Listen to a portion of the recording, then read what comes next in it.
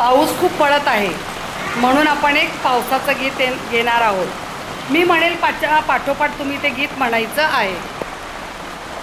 so so so so वारा झाला,